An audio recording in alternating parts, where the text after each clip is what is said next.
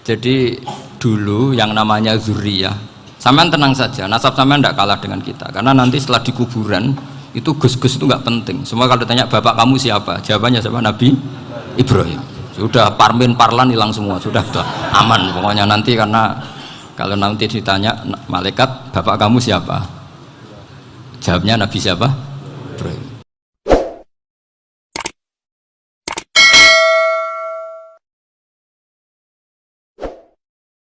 Tapi keinginan saya tentu bukan sekedar silaturahim gagah-gagahan diceluk Gus.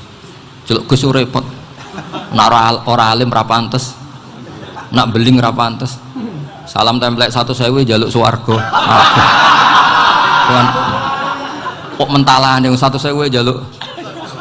Kamu nginep di hotel 100.000 itu tidak cukup, apalagi untuk bayar apa? Surga. Itu enggak sopan sekali. 1 juta ya nggak bisa itu, 100 juta juga nggak jelas juga. Terus sampai mendingan nggak usah salam template, malah nggak mungkin masuk surga kalau. Jadi dulu yang namanya zuriyah, sampean tenang saja, nasab sampean tidak kalah dengan kita, karena nanti setelah di kuburan itu gus-gus itu nggak penting. Semua kalau ditanya bapak kamu siapa, jawabannya siapa? Nabi Ibrahim. Sudah parmin parlan hilang semua, sudah aman pokoknya nanti. Karena kalau nanti ditanya malaikat bapak kamu siapa, jawabnya Nabi siapa? Ibrahim. Makanya saya itu pemuja Allah yang serius. Samaan ya pemuja Allah, tapi kan kadang kurang alim. Saya ini pemuja Allah serius. Saya itu kalau ngaji, ya ngaji biasa belajar, itu sering nangis, nangis seneng. Misalnya saya baca tadi Miftahul Jannah la ilaha illallah, lung kunci kok dikasihkan. Kita ini masuk neraka gak pantas, enggak bawa kuncinya kok masuk gitu. Harusnya kita ini masuk surga, kita kan pegang kunci surga, gak pegang kunci neraka. Maka aneh kalau kamu masuk neraka, itu aneh. Coba kita pegang kunci surga apa kunci neraka? Tapi kadang teman saya suka neraka rano kunci ini. Karena tidak ada pintunya. Terus saya bilang, kamu kok tahu? Memangnya mau ke sana, kata saya. Saya tidak punya rencana tahu neraka. Karena nanti diantara syafaatnya Quran itu orang kalau mau masuk neraka tidak jadi, ya nggak apa-apa ya, diatur sendiri. Jadi diantara syafaatnya Quran itu orang nggak jadi masuk neraka. Jadi syafaat itu ada 2, dari neraka diangkat ke surga, dan itu bisa lama itu. Tapi kalau syafaatnya Quran itu yang belum masuk neraka supaya nggak jadi masuk neraka. Karena neraka juga punya aturan, dia juga kena aturan fikih. Jadi, loh betul ini, saya ada guyon. Jadi kena konstitusi apa? Fikih. Sama tak ceritani syafaatnya Quran itu, ada orang itu beling itu fasik. Itu dia hafal surat Tabarok, hafal betul. Tabarakalladzi biyadihil mulku wa huwa ala kulli syai'in qadir alladzi khalaqal mauta wal hayata. Pertanyaannya gini, boleh enggak orang menginjek surat Baqarah? Boleh enggak? Enggak. Padahal orang hafal Quran itu artinya ayat itu ada di hatinya. Fa inna wa ta'ala la yu'adzibu qalban wa al-Qur'ana. Allah tidak akan menyiksa hati yang menyimpan Quran, yang jadi flash disknya Quran, yang jadi rekaman Quran. Singkat cerita orang ini hafal. Pas ketemu Mungkar Nakir prosedur kan, ini orang fasik mau diantemin sama Mungkar Nakir. Prosedur ya, dia kan prosedur standar. Si surat Tabarok akhirnya menjelma jadi seseorang yang gagah berani. Kamu nggak boleh nyiksa orang ini, saya ini kalamullah, kalau kamu nyiksa dia berarti nyiksa saya. Kamu berani sama kalamullah? Wah ya tidak berani, karena tapi orang itu nakal, harus saya gebukin. Tapi kata Quran tadi, tapi saya di situ pasti kena saya. Oh debat, nggak ada lajnahnya, ini nggak ikut. Kalau Gus Wirjon ikut jadi lajnah. Kalau jadi lajnah pasti kroninan, kalau santrinya dimenangkan nanti. Akhirnya debat, ya sudah kita ketemu Allah. Akhirnya Mungkar Nakir sama Quran tadi surat Tabarok datang sowan sama Allah. Terus kata Allah, memangnya kenapa Mungkar Nakir? Saya harus nyiksa dia karena dia fasik ya Allah. Memangnya kenapa surat Tabarok? Saya ada di situ. Menurut aturan orang tuh nggak boleh injak-injak Quran. Kalau dia nutuk saya, nutuk Quran, itu harus dikasih tahu fikihnya Mungkar Nakir. Akhirnya Allah ngendikan gini ke surat Tabarok, ya sudah terserah kamu. Kalau terserah kula Gusti, Mungkar Nakir nggak boleh nyentuh orang ini. Ya sudah selamat. Sehingga terus Nah, itu sama baca di termasuk mujizatnya surat Tabarok di tafsir Ibnu Katsir banyak. Karena tadi logikanya malaikat itu juga kena aturan fikih. Sehingga banyak ulama termasuk Said Muhammad ngendikan pertanyaan mungkar nakir itu tidak semua orang kena. Kalau semua orang kena nanti kalau tanya Nabi Muhammad, waman Nabi Yuga, kacau kan jamnya. Nabi kamu siapa? Lu saya ini Nabi. Ya kan? Lah nanti kalau pas ketemu Nabi Ibrahim, waman abuka, jadi repot kan? Makanya ada kiai yang guyon kalau ditanya merebuka, saya ini guru tauhid sembrono. Saya ini ngajar Ummul Barohin, kamu tanya merebuka. Masyhur itu keramatnya Imam Malik itu. Ada Ashabu Malik, rajulun min ashabi Malik, beliau ditanya mungkar nakir merebuka menabiuka. Imam Malik datang, ini seumur-umurnya itu ngajar tauhid. Kamu bedai nggak sopan kamu. Dan kita berharap barokah sampean ngaji nanti itu. Yes. Malaikat itu anak sungkane itu. Jadi itu ada. Dan saya meskipun guyon itu serius. Bedanya orang alim sama ndak itu di situ. Kalau orang alim itu guyon itu masih bener, masih serius. Coba saya bacakan ayatnya. Ala inna auliya Allahi la khaufun alaihim wa lahum yahzanun. Terus lahumul busyra fil hayatid dunya fil akhirah. Artinya kalau mungkar nangkir dengan penampilan garang gitu, berarti ada ketakutan apa enggak? Ada. Padahal ciri utama walinya Allah tidak ada ketakutan. Makanya itu termasuk dalilnya Sayyid Muhammad, tidak semua orang alami seperti itu karena wali-wali itu la khaufun alaihim wa lahum yahzanun. Wah anak kiai ketemu karena kerja tidur wedek. Iku dreseke ora kok pertanyaan tok, nek konan santri piye? Lho isen wis kiai dihanjuti mungkar nakir. Malu gak kira-kira? Mesti pelengani konan santri piye? Nak jawabannya gampang karena pernah ngajar tauhid. Makanya Sayyidina Ali ini cerita ini ada di kitab Nurul Dholam. Sama lihat di kitab Nurul Dholam karangannya Syekh Nawawi Banten. Itu Sayyidina Ali itu ya, andekan orang biasa mungkin ya agak-agak hasud, tapi ini wali gak boleh kamu katakan hasud. Dia itu mangkal sama Umar. Orang kok setiap orang pernah dibentak. Apa dia berani bentak mungkar nakir? Penasaran dia. Bagaimana perangnya Umar itu berlanjut enggak gitu kira-kira. Akhirnya minta, ya Allah saya minta kasyaf. Ya karena yang minta Sayyidina Ali karena mau wajah dituruti sama kasyaf. Dilihat Sayyidina Umar pas meninggal itu. Jadi hasud itu ya kadang penting asal baik. Loh betul bahasa Kanjeng Nabi kadang la hasada illa fisnaten. Itu Nabi membahasakan ya hasad. Gus Firson aja yang nafsirkan ghobtoh itu kan gaya-gayanan sebagai ulama. Aslinya Nabi ngendikan itu la hasada illa fisnaten. Ulama yang ganti itu namanya ghobtoh. Wong Nabi sendiri nyebut hasad kok kamu tafsiri ghobtoh. Ya hasad ya hasad. Udah nggak usah ditawil-tawil pokoknya gitu. Kalau sama nggak percaya nggak apa-apa. Kok gitu aja kok repot. Karena sama nggak percaya kemungkinannya dua. Satu nggak ngerti. Dua sama-sama alim kan dari awal kalau sama-sama alim kan laisali alimin ayuqallida aliman akhor. Kita nggak perlu saling mengikuti. Ngapain hasud? Biasa aja. Akhirnya Sayyidina Ali kasar. Pas Umar bangun, setelah mati kan bangun, setelah meninggal bangun.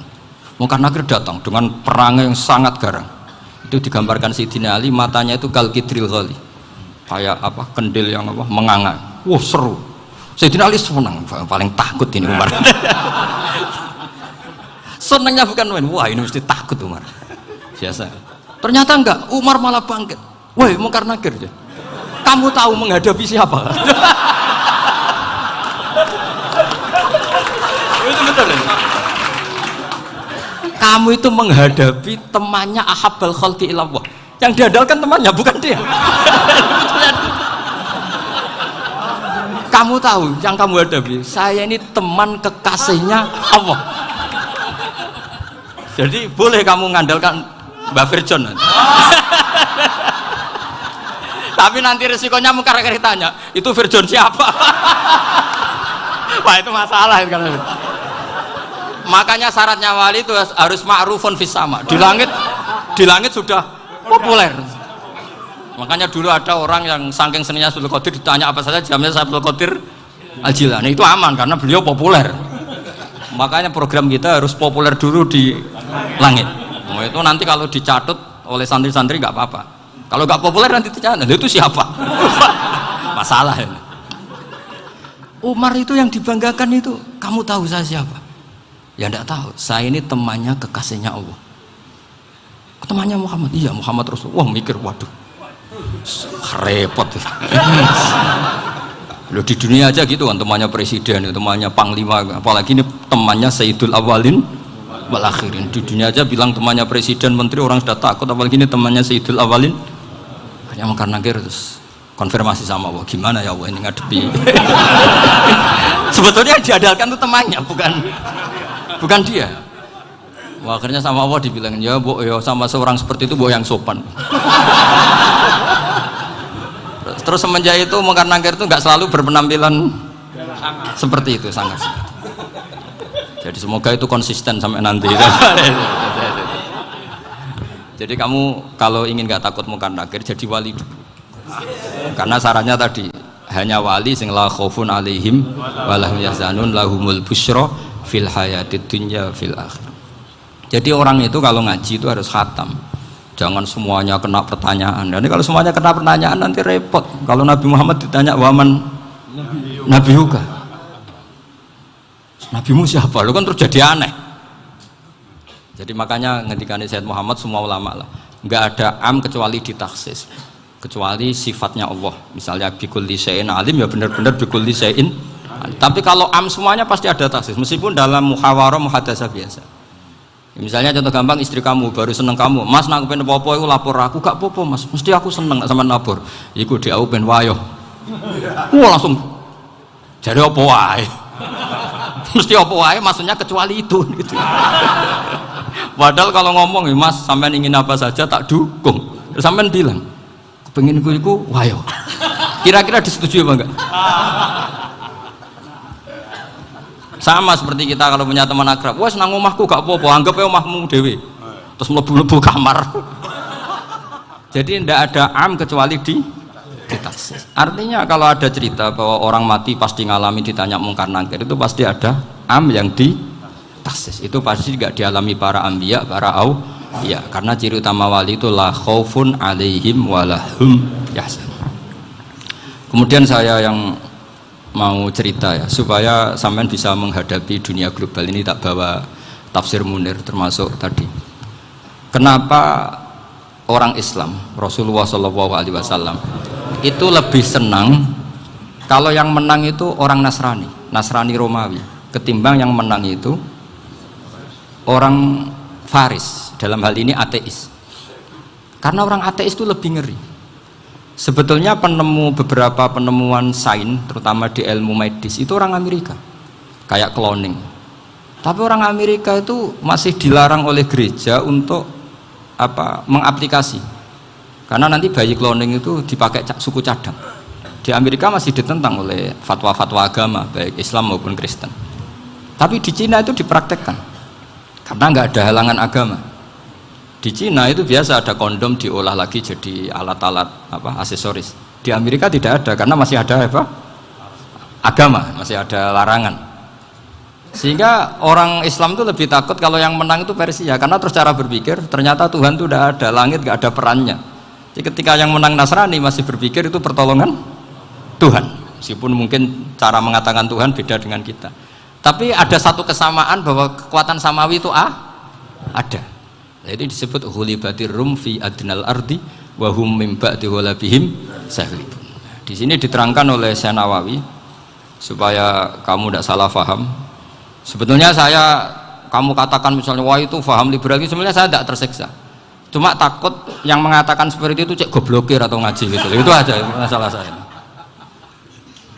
Ini saya baca ini karangannya Syekh Nawawi, karena tadi kata Mbah Firjon ngaji itu harus sama orang yang bersanad. Saya ini kalah sama beliau itu berkali-kali. Secara nasab saya harus manggil mbah. Secara silsilah ilmu saya juga kalah lagi.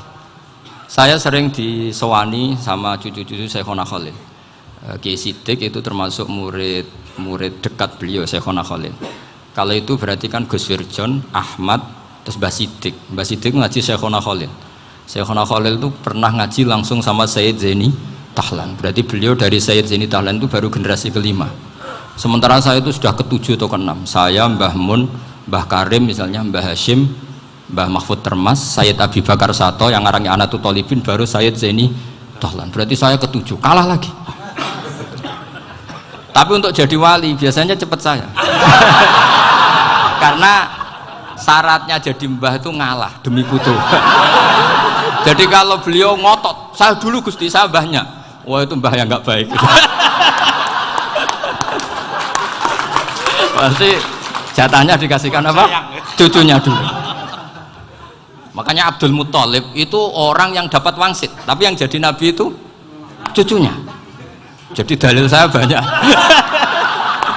Sebenarnya Abdul Muthalib itu sudah sering dapat wangsit. Karena saya bahasakan wahyu, nabi yang protes, enggak nabi kok dapat wahyu. Tapi sebetulnya Abdul Muthalib itu masyhur. Kalimat-kalimatnya menunjukkan bahwa beliau itu sudah dapat wahyu kalau nanti cucunya itu jadi apa?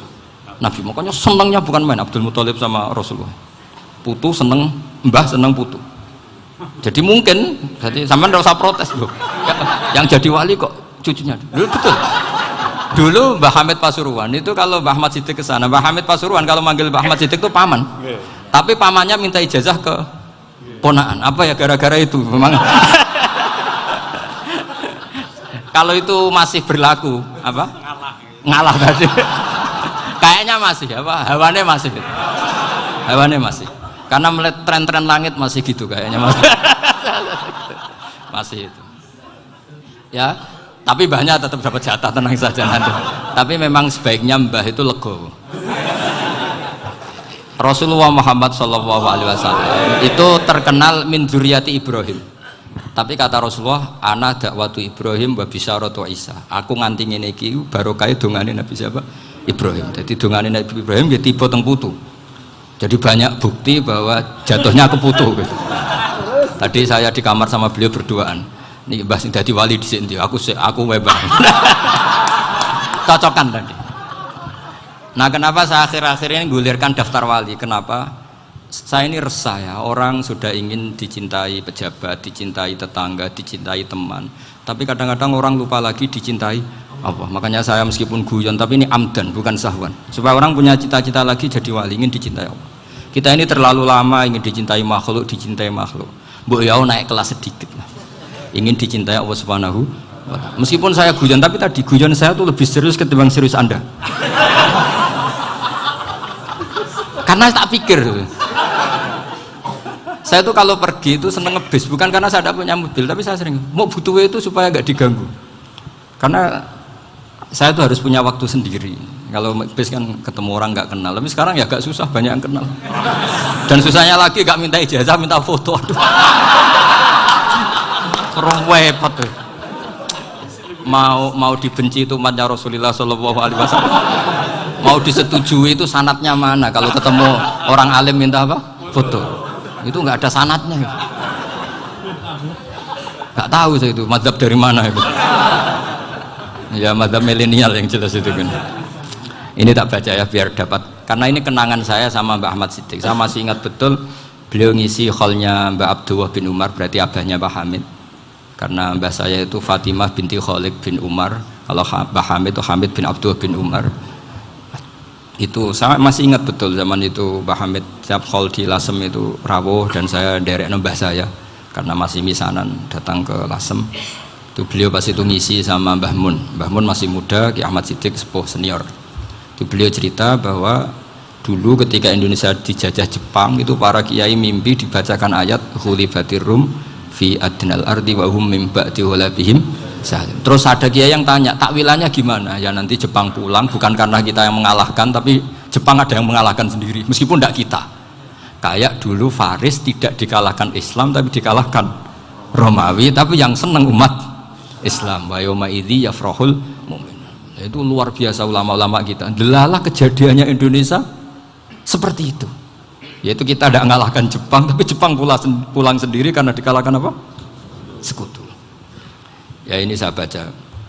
Ini tidak usah dicek bacanya bener apa enggak, sudah aman apa? Aman.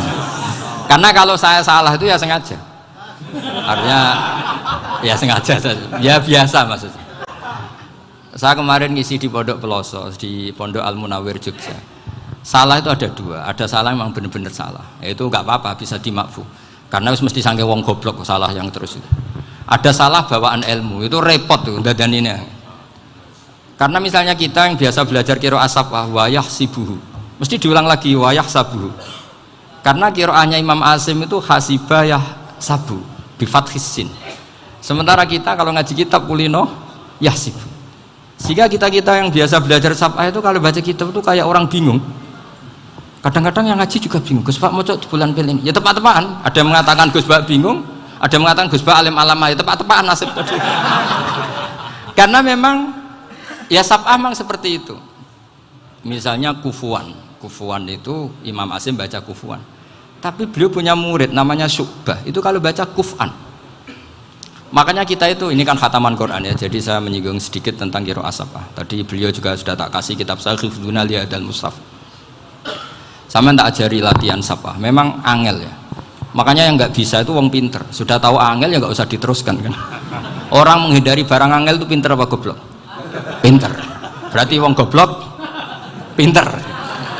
Saya tuh makanya sama orang goblok tuh respect. Jadi orang alim tuh angel apa gampang?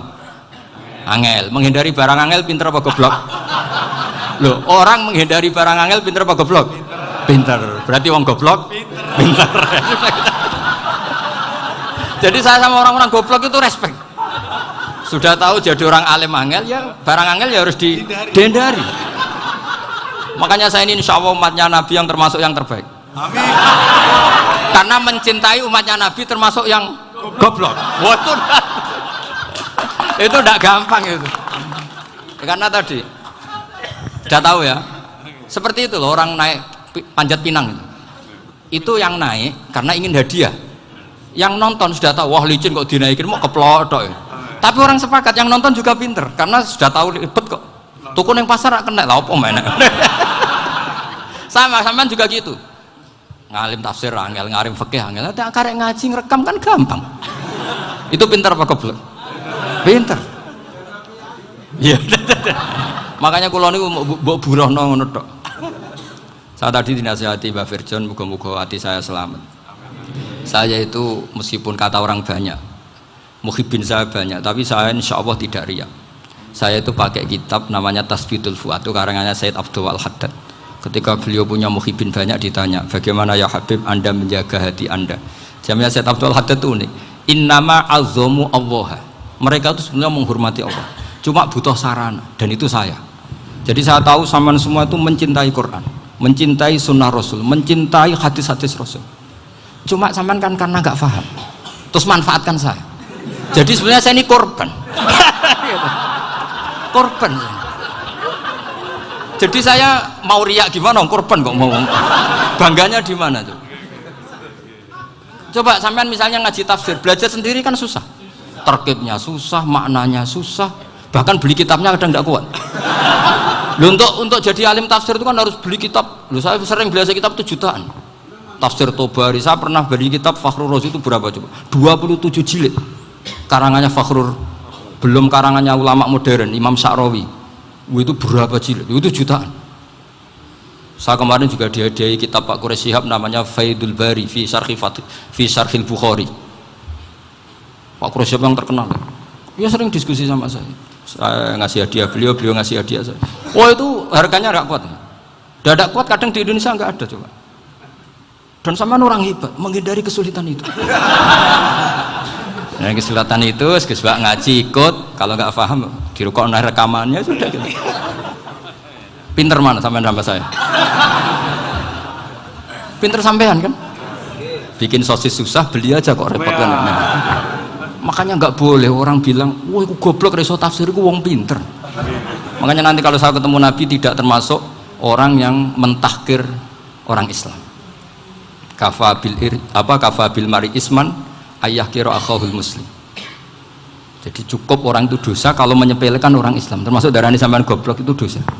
Caranya nggak darani goblok ya tadi di logika tadi. Alim itu angel, gendari angel itu pinter, berarti wong bodoh pinter ya sudah gitu. Tapi tetap bodoh. Tapi ini satu cara untuk saya respect gitu. Coba orang yang ngaji tafsir saya banyak, mungkin ribuan. Itu sebetulnya mencintai Quran. Karena Quran adalah kitab suci yang panduannya umat Islam. Sangat mencintai Quran. Terus kemudian mereka nggak paham. Terus mencari orang yang memahamkan. Burono lah cara Jawane. Terus keren saya itu di mana coba? Lah terus mereka kurang ajarnya gini, kalau paham itu ya alhamdulillah paham. Kowe nak ngaji Gus Bae ngono tok. Tapi nek ora paham, ora nyalano akal. Mari Gus Bae nerangno cepet, mulane gak paham. Ora kok nyalano teke sing lelet. Maksud kan masyaallah naudzubillah tenan. Sebetulnya tingkat kurang ajarnya tinggi Gus sebenarnya. Jadi kalau nggak paham itu kadang nggak nyalahno uteke. Kayak mau misalnya, mau mari mikir ra jelas. Padahal misalnya jelas ora mesti paham bodoh. Paham ya? Jadi kata Sayyid Abdul Haddad, innama azzamu Allah. Sebenarnya mereka itu sangat menghormati Allah. Makanya kita nggak perlu mengatakan wasilah itu kafir, nggak akan.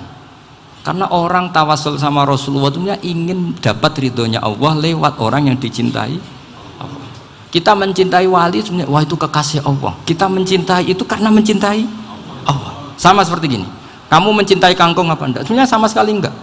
Tapi kamu ingin sehat, ada asupan gizi, kamu ingin tubuh kamu sehat, butuh asupan gizi, kemudian kamu makan kangkung, apa terus kamu cinta kangkung? Kan enggak, cinta kesehatan kamu sama. Orang yang mencintai saya sebenarnya ingin kepuasan rohani. Saya kan termasuk kiai yang torekonya gampang, ini swarga kan akhirnya penggemarnya banyak. Coba kalau kamu ini neraka wah. Jadi sebetulnya Anda mencintai kepuasan Anda sendiri. Nah saya ini korban. Makanya untuk masuk surga cepat saya, korban itu cepat. Da'watul mazlum la turaddu kan gitu. Laisa bainahu wa bainallah hijab. Jadi saya kalau donga langsung seret langit. Karena mazlum. Saya sinau tafsir itu Pak, sampean bayangkan ada tafsir itu sudah 27 jilid. Sing ngarang Fakhrul Razi itu bulatnya bukan main. Karena dia ahli filsafat. Bulatnya Masya Allah. Sudah gitu sinau Jalalain kadang dikomen oleh Sawi.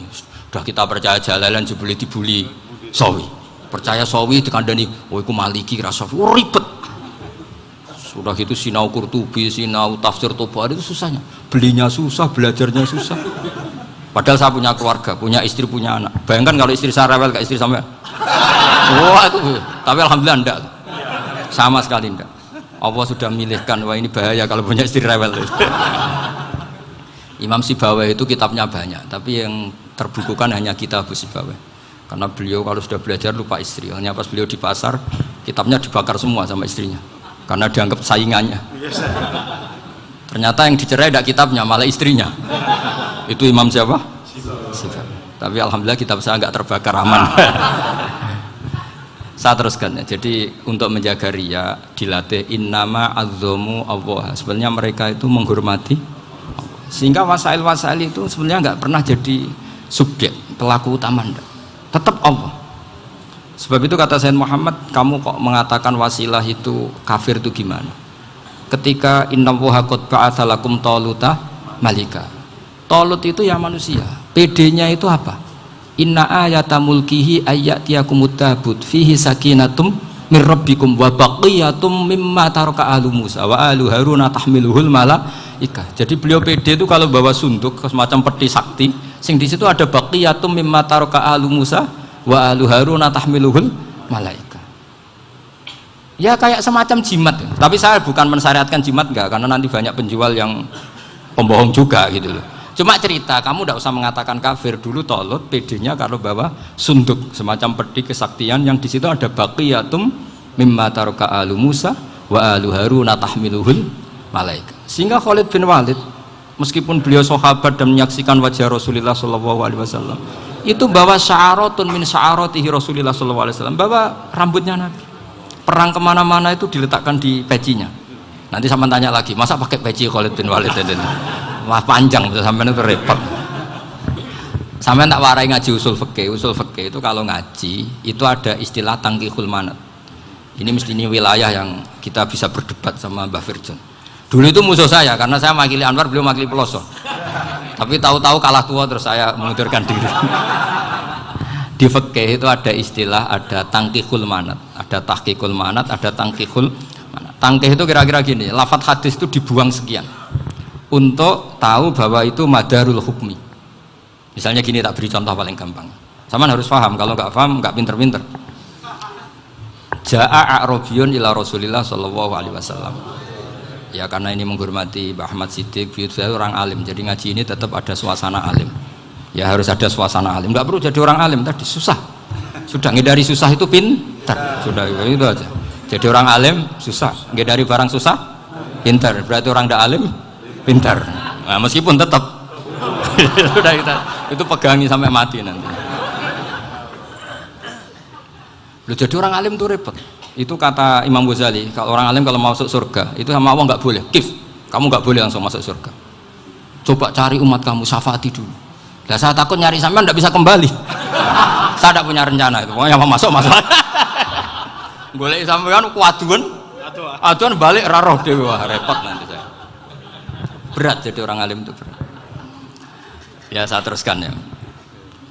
Ada tangkihul manat. Ja'a a'rabiyun ila Rasulillah sallallahu alaihi wasallam.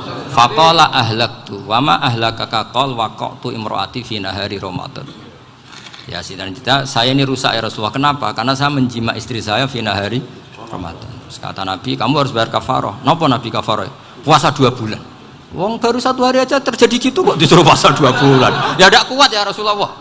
Baru berapa hari saya puasa aja kecelakaan seperti itu. Apalagi kalau sampai 2 bulan. Tidak ya Rasulullah. Ya sudah kalau gitu kamu pertama ngasih makan apa?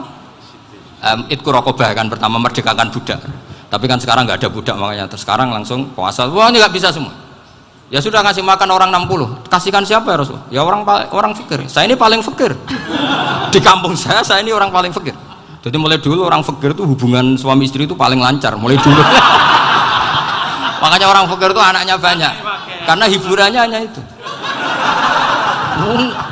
Wong Ramadan aja. Coba mau ke ATM nggak punya uang, mau antri di bank nggak punya, mau apa coba? Itu mulai dulu. Ini sanatnya mutasil. Wah, akhirnya sudah sanksinya kan tadi ya itqu raqabah atau puasa 2 bulan berturut-turut atau ngasih makan 60 orang miskin. Lalu kata ahli usul fikih, kata a'rabi dibuang, nggak menjadi catatan hukum. Orang kota pun kalau melakukan itu juga kena sanksi yang sama. Imro'atau juga dibuang. Andai kan itu dilakukan untuk amatnya juga ketentuannya sama. Nah sekarang perdebatan antara Imam Syafi'i dan Imam Malik begini.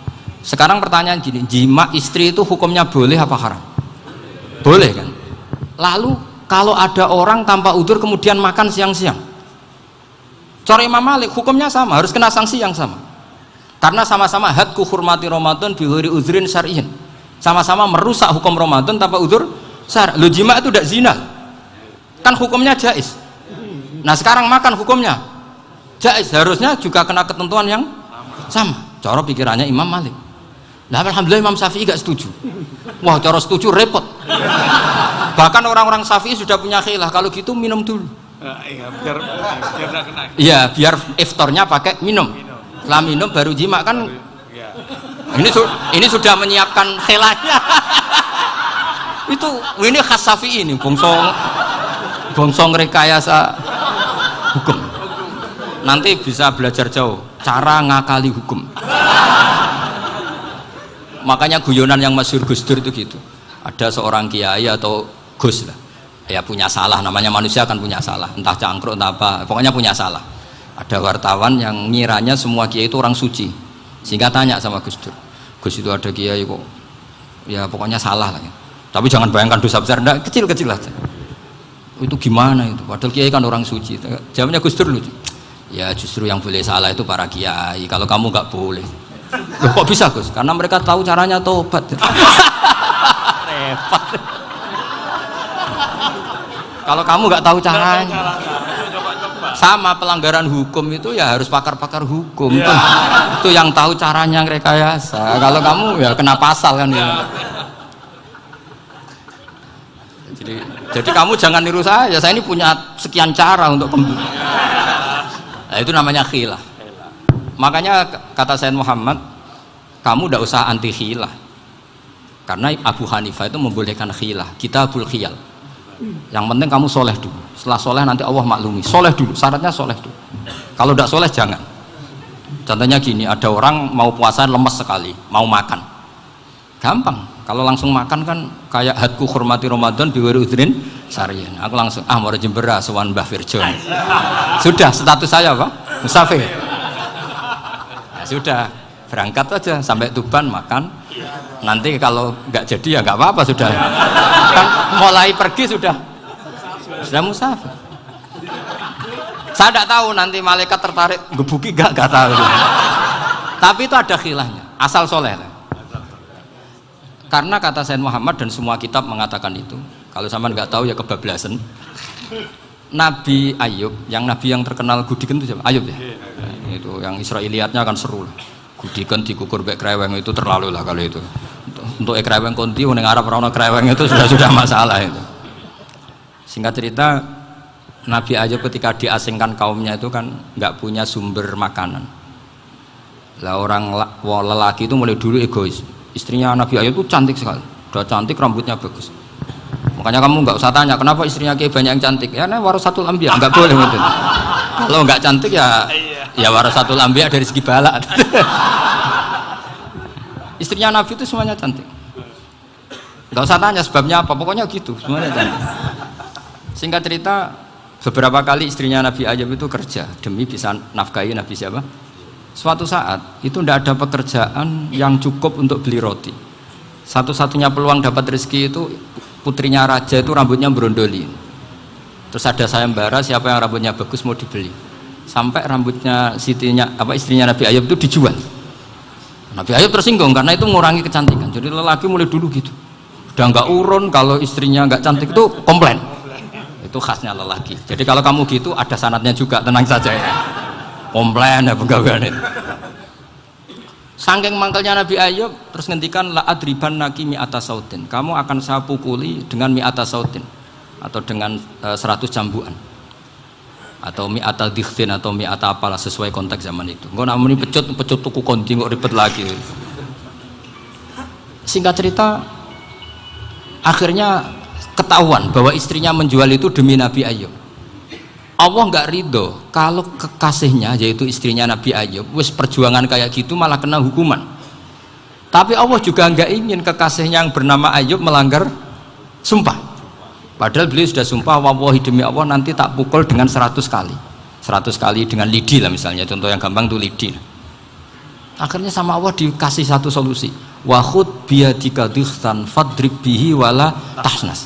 Ya sudah, lidi itu ikat jumlahnya 100. Terus pukul sekali saja. Anggap saja sudah 100. Iku pangeran sing wari ngakali ngono iku pangeran. Tapi syaratnya soleh. Syaratnya soleh. Jadi kalau kamu anti khilaf berarti anti ajarannya Allah di ayat itu. Wa khud biyadika dikhtan fadrib bihi wala tahnas. Itu dulu ada, ini cerita di Ithaf, ini cerita terakhir, ini sudah, sama jangan nama sudah. Terus pengumuman tadi, yang nggak pernah sepuh ngutang saya itu haram tadi. Karena tadi saya punya kewajiban di rumah yang bisa menggugurkan ya kewajiban yang lebih besar. Lebih besar itu ya tadi, bisa pernah guru, pernah sepuh, yang jelas gak umur.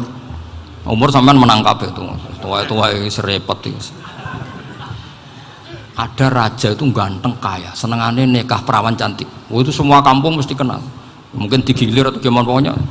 Suatu saat ada pemuda suka sama perempuan yang di kampungnya, cantik sekali. Kemudian pemuda ini ternyata pekerja di kerajaan itu. Tiap hari ditanya, wah itu yang di kampung yang cantik siapa? Mau saya nikahin gini. Wah bahaya ini, saingannya raja. Jadi yang dibidik pemuda tadi itu saingannya. Si raja ini orang yang namanya raja kan gengsinya tinggi. Kaifatang kihuha wa kotroa itu kot kobbalaha rojulun. Kobok nekabi, saya tuh pernah melihat dicium lelaki. Wah, gak mau. Gak gelem, kadang ditambung lan wakot kobbalaha rojulun. Saya pernah melihat sendiri kobbalaha rojulun, dicium oleh lelaki. Wah, sudah gak minat raja langsung. Gak keren. Suatu saat pemuda tadi nikahi perempuan itu. Rajanya marah, kamu lelaki gak punya harga diri gini. Gak punya selera, gak punya harga diri, sudah pernah dicium orang kok tetap dinikah. Terus bilang ke raja, ta'rif manir rojul, lelaki itu siapa? Abuha. Kamu tahu lelaki itu siapa? Sopo? Abuha. Bapaknya. Saya kan hanya bilang rojulun. Pernah dicium lelaki. Lah pikirannya raja lelaki kue-kue ngene iki. Tapi butuhnya canom mau rojo ben gak sido itu aja tuhnya. Baru kayak digulirkan gitu, wakot kebalah rojulun. Wah nggak mau. Setelah itu satu saat pegawainya tadi nih kayak perempuan. Kamu nggak punya harga diri gini. Kamu tahu mandir rojul apa abu? Wah nak ngono aku gak apa-apa. Lah monggo sakniki wis bojo kula. Ora trimo wis diambung wis macam-macam. Lah itu namanya khilah. Apa? Khilah. Kalau di balaghah disebut tauriyah atau apalah. Tapi saya tidak ngajari sampean seperti itu. Sudah pinter sebelum saya ajarin. Bangsa ngakali kan sudah pinter. Ya ini terakhir tak baca Arabnya saja nanti. Bismillahirrahmanirrahim. Biar dapat barokahnya Syekh Nawawi juga barokahnya guru-guru. Bismillahirrahmanirrahim. Wasababu nuzuli hadil ayati annahu kana baina farisa war rumi qitalun wa kanal musyrikuna yawadduna antaghliba farisu ar-ruma li anna farisa kanu majusiyan ummiyin wal muslimuna yawadduna ghalabatar rum ala faris liqaunihim ahla kitabin. Jadi zaman dulu orang Islam lebih senang kalau yang menang itu orang Nasrani. Kalau bandingannya ateis, karena bagaimanapun percaya kekuatan langit. Sementara orang ateis sama sekali tidak percaya kekuatan. Apapun bedanya kita dengan Nasrani itu ada kesamaan, yaitu percaya adanya kekuatan langit. Sehingga ketika orang Romawi kalah itu orang Islam ikut susah. Paham ya? Makanya ini tak baca biar sampean enggak macam-macam pikirannya. Fab'atha Kisra saat terusnya, ya pokoknya seperti itu. Akhirnya Rasulullah SAW berdoa lebih seneng yang menang itu Rom karena ahli kitab. Artinya apa? Kemenangan ahli kitab adalah kemenangan makhluk atau hamba Allah yang mentautkan kekuatan kita di bumi dengan kekuatan langit. Makanya saya berharap selain kita ikhtiar medis, kita harus memperbanyak istighfar. Bagaimanapun semua itu dari Allah Subhanahu wa Ta'ala. Kita menghormati negara dengan ikhtiarnya, tapi saya mohon sekali kita juga istighfar, karena semua itu juga ditentukan oleh Allah, oleh langit. Ya, saya kira demikian. Assalamualaikum warahmatullahi wabarakatuh.